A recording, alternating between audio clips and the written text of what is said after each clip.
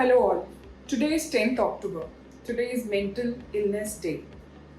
And IR Healthcare has its own cardiac rehabilitation center unit to handle pre and post cardiac patients and their families. We have with us Sujata Iyer, who is a counselor at IR Healthcare. Hi Sujata. Hi. We would like to ask you a few questions. Sure. First of all, just to start off with, I want to know what are your views? What's going on in this current situation? The situation is really sad. Sad in the sense कि अभी जो है बहुत सारे patient घबराए हुए हैं, बहुत सारे पेशेंट एंशियस हैं, बहुत सारे पेशेंट डिप्रेस्ड हैं, कुछ लोनली फीलिंग है और ये सारे पेशेंट्स की वजह से उनका ब्लड प्रेशर बढ़ जाता है, उनकी एंजाइटी बढ़ जाती है, उनका हार्ट रेट बढ़ जाता है. सो अभी एक तरह से कहूँ तो हर पेशेंट को ऐसा लगता है कि वो कार्डियक प्रॉब्लम से ग्रसित है. Okay. And how are you coping up with cardiac patients during COVID times at IR Healthcare? Yeah, a very nice question actually, because not all patients are cardiac patients. There are a lot of patients who deal only with anxiety. We have to understand here, Nimisha, that there is a difference between anxiety, but the anxiety and cardiac pain. Symptoms are same. दोनों में ऐसा लगता है कि जैसा बिल्कुल कहते हैं ना, दिल मुंह को आ रहा है, दिल की धड़कन बहुत तेज हो गई है, चेस्ट पेन हो रहा है, स्वेटिंग हो रही है. ये सारे एंजाइटी के भी लक्षण हैं और यही सारे एंजाइना में भी लगते हैं, दिखते हैं. तो सबसे पहले हमको ऐसे टाइम में अपने आप को एकदम शांत कर लेना है, शरीर के तौर पे, मन के तौर पे, और सोशली भी हमको आसपास एकदम शांतता बनाए रखनी है. We should try to control our anxiety if it is anxiety. If it is cardiac chest pain also, then also we should try minimize our whatever is chaos going on around us and let it be a very, very peaceful atmosphere. After 5-10 minutes of this episode, we should go to the hospital and do an ECG. ECG will give us a signified reason कि सच्ची में ये cardiac pain था या anxiety थी.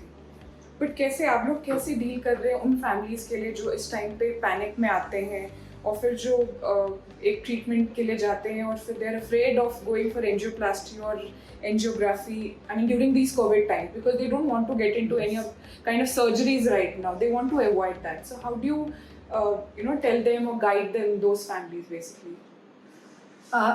If you ask me, COVID time or no COVID time, हमारी Indian mentality में हम घर के लिए पैसा रखते हैं, हम दिवाली के कपड़ों के लिए पैसा रखते हैं, हम होली के लिए पैसे रखते हैं, हम सोचते हैं कि जब बेटा पोता पैदा होगा तो उसको ये सोना देंगे. पर हम में से कोई भी LIC पॉलिसी भी ये सोच कर नहीं लेता है कि मरने की बात अभी क्यों करें, और बीमारी के भी पैसे इसलिए नहीं जोड़ता है कि वो सोचता है कभी बीमार होंगे ही. So the first and the foremost thing which in our Indian mentality is to say no, जिसको कहते हैं हम एक उसके लिए वर्ड यूज़ करते हैं जो मुझे अभी याद नहीं आ रहा है. हम उसके लिए कहते हैं कि डिनायल रहता है. हम सबसे पहले मानते हैं कि हमको होगा ही नहीं. अभी आप कोविड टाइम में भी देख रही होंगी कि सारी मोस्ट ऑफ द फैमिलीज कहती हैं हाँ उनके यहाँ हो गया पर भाई हम तो अभी बचे हुए, हमको नहीं होगा, मान के चलते हैं कि हमको नहीं होगा. सो हम में से कोई भी इस तरह की किसी भी प्रॉब्लम के लिए, चाहे फिर वो कोविड हो, चाहे कार्डियक हो, चाहे कुछ भी हो, फाइनेंशियली, फिजिकली और मेंटली बिल्कुल भी तैयार नहीं. तो सबसे पहले तो हमको ये करना है कि हमको अपने आप को हेल्दी रखने के लिए हमको physically, mentally, socially and financially एकदम प्रिपेयर्ड रहना है. कभी भी कुछ भी हो सकता है. इसके लिए आप चाहे LIC पॉलिसी लें, शॉर्ट टर्म बेनिफिट्स लें या एक मेडिक्लेम लें या कुछ भी लें, पर आपको एक थोड़ी सी तैयारी करनी चाहिए. आजकल तो मैंने जो यंगेस्ट पेशेंट अभी हमारे यहाँ आया था वो 26 साल का था. सो कार्डियक पहले होता था कि कार्डियक प्रॉब्लम्स जो हैं वो 50 के बाद होंगी या 40 के बाद. अब ऐसा नहीं रहा है. जो अभी मॉडर्न लाइफ में उसमें मैं देखती हूँ कि यंग एग्जीक्यूटिव्स जो हैं जो बहुत फास्ट लैडर चढ़ रहे हैं, सो 35-36 में भी उनको कार्डियक प्रॉब्लम होने लगी है. तो अब मैं ये कहना चाहूँगी, इसमें जब ये पेशेंट हमारे पास आता है तो सबसे पहला उसका मतलब पेशेंट अगर मेल है तो भी और अगर फीमेल है तो भी सबसे पहला जो सवाल हमसे करता है वो कहता है खर्चा कितना होगा, विच इज़ वेरी नेचुरल. मतलब क्योंकि उसने वो पैसा अपनी बेटी के लिए, अपने बेटे की पढ़ाई के लिए या किसी और काम के लिए, घर बनाने के लिए, घर के रीडेकोरेशन के लिए, किसी के लिए भी रखा हो वो पैसा उसने.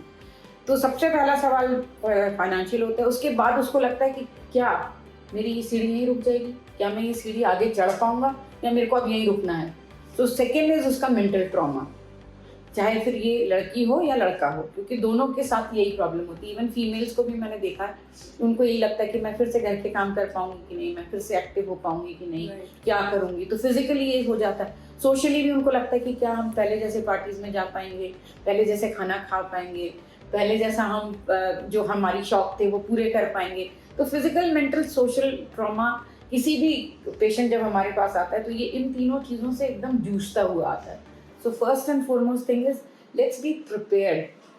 I don't say that you are going to get this problem, but let's be prepared कि ऐसा सिर्फ हार्ट ही नहीं, कुछ भी हो सकता है। तो एक कैलामिटी के लिए हम जो कहते हैं डिजास्टर मैनेजमेंट, वो हम इंडियन फैमिलीज को सीख जाना चाहिए। राइट।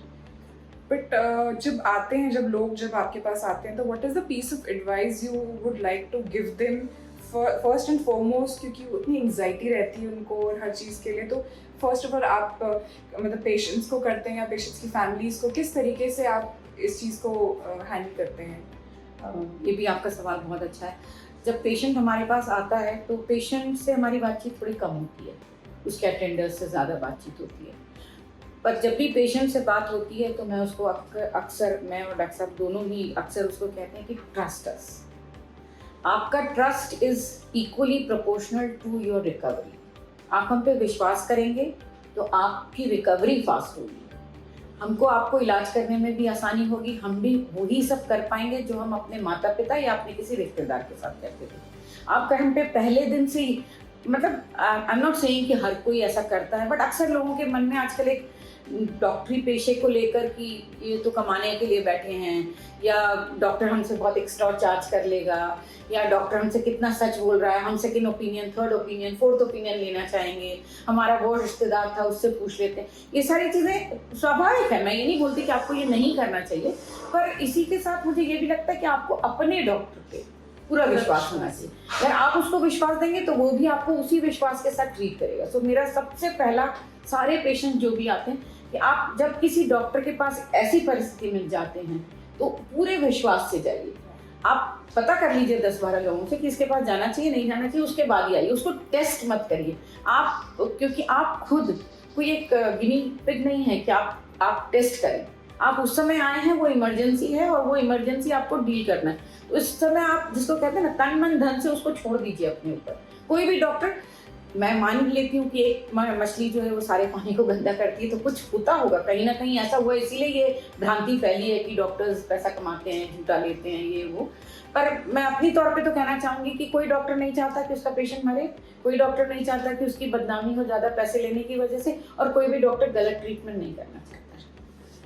हमारे एविडेंस या कितने मतलब रिसर्च ने कहा है कि that it shows that you know mental health disorders जो होते हैं, डिप्रेशन, एंग्जाइटी, ये सब डेवलप होते हैं आफ्टर कार्डियक इवेंट्स, जैसे हार्ट अटैक आया या कोई फेलियर हुआ या कुछ आपका बाईपास हुआ। तो इसके बाद डिप्रेशन और ये सब जो होती हैं, तो what do you think that why post cardiac treatment counselling is a must? देखिए, फिजिकल इलनेस तो आपकी डॉक्टर ने ठीक कर दी, आपके आर्टरीज में जो ब्लॉक थे वो उसने निकाल दिए, आपको दवाइयाँ दे दी कि आगे आने वाले दिनों में आपका खून पतला रहे, आपको आगे आने वाले दिनों में कोई भी ब्लॉकेज ना हो।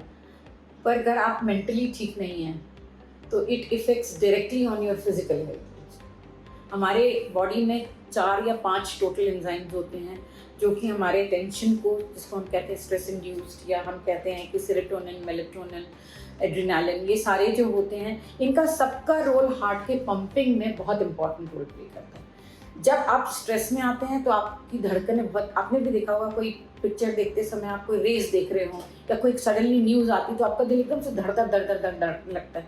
So this is nothing but the heart rate increases, which we called as tachycardia।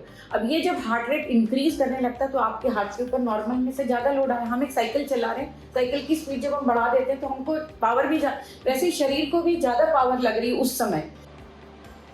मैं आपसे एक और लास्ट में सवाल जानना चाहूँगी कि डिप्रेशन, एंग्जाइटी, ये सब वर्ड्स से लोग बहुत घबराते हैं, इस पे आप क्या कहना चाहेंगे? ये सच है आपका कहना कि ये दोनों या और भी दूसरे शब्द हैं, लोग घबराते ज़रूर हैं। लोगों को लगता है कि पता नहीं हमको है नहीं है, बड़ा कंफ्यूजन लगता है। हम डिप्रेशन वर्ड को तो ऐसे यूज़ कर लेते हैं, अरे बहुत डिप्रेशन है। हम ट्रैफिक में जाते तो कहते हैं अरे हमको बहुत एंग्जाइटी हो रही है ट्रैफिक पे इतना सारा। एक्चुअल मीनिंग लोग कम जानते हैं इसका।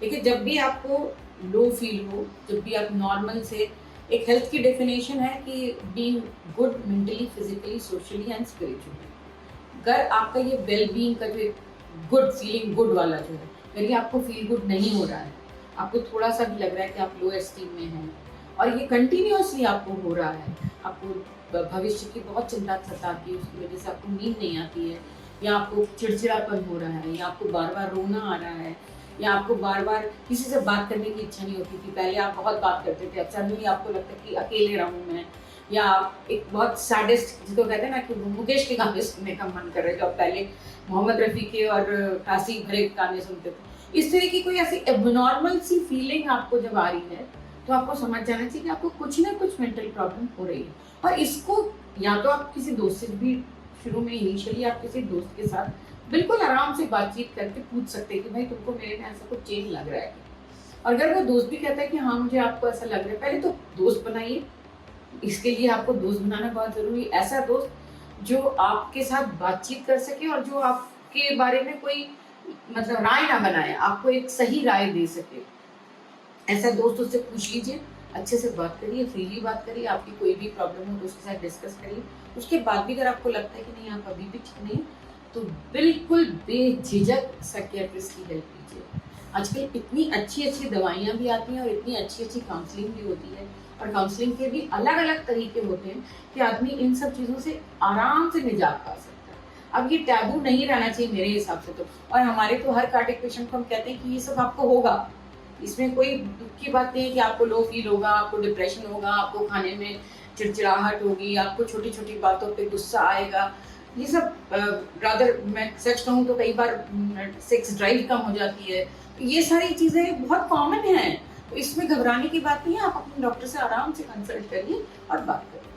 So basically पॉजिटिव भी होना बहुत जरूरी है। बहुत जरूरी है, आपको इसको बीमारी करके नहीं लेना है, ये ठीक हो सकती है इसी बात से लेना है, और अपने डॉक्टर के पास बहुत आराम से जाना है। और डॉक्टर के पास जाने से पहले किसी अच्छे दोस्त से बात करिए, दोस्ती करिए, एक ऐसा व्यक्ति अपने जीवन में जरूर रखिए जिसके साथ आप बातचीत कर सकें, अपनी सारी प्रॉब्लम डिस्कस कर सकें।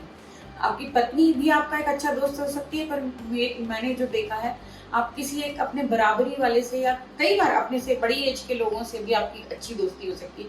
तो एक ऐसा व्यक्ति आपके जिंदगी में जरूर होना चाहिए जिसके साथ आप बेझिझक, बेखटके किसी भी टाइम बात कर सकें। सो बेसिकली अगर आप पॉजिटिव हैं तो आपकी मानसिक बीमारी भी दूर है, और अगर आप हेल्दी हैं, आप शारीरिक मानसिक रूप से, तो आप स्वस्थ भी हो सकते हैं। बिल्कुल।